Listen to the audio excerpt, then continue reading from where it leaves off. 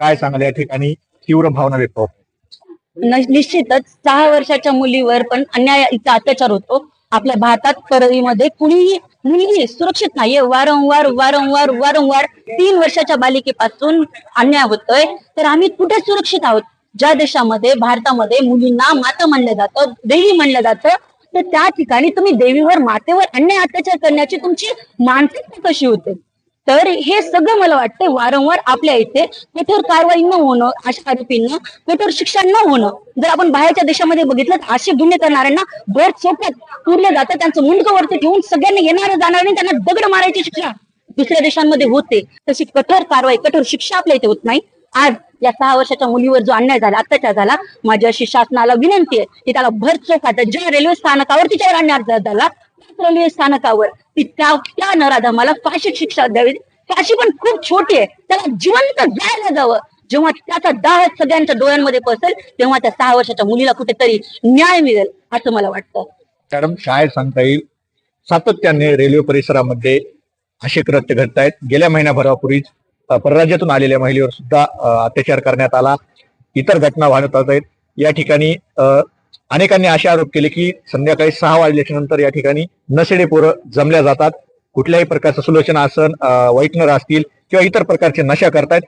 इथले police, RPF police असतील किंवा पोलीस प्रशासन असेल, कारवाई करताना धजत नाही.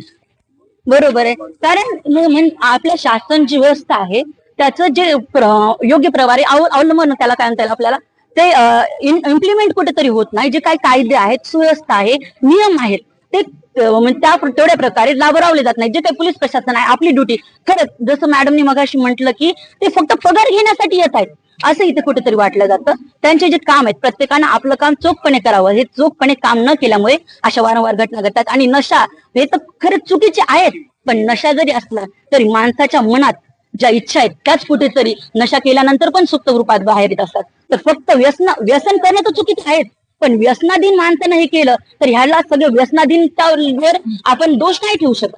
तर ह्या माणसांच्या मनामध्ये जी प्रवृत्ती निर्माण झाली आहे ती कुठेतरी क्षमली पाहिजे. आणि ती एक भीती जोपर्यंत निर्माण होत नाही, जोपर्यंत त्यांच्याबरोबर कठोर कारवाई होत नाही, तोपर्यंत ती भीती की आपण असं करू शकत नाही, करायला नाही पाहिजे, ही भीती जोपर्यंत येत नाही तोपर्यंत त्यांच्या मनात येणार नाही.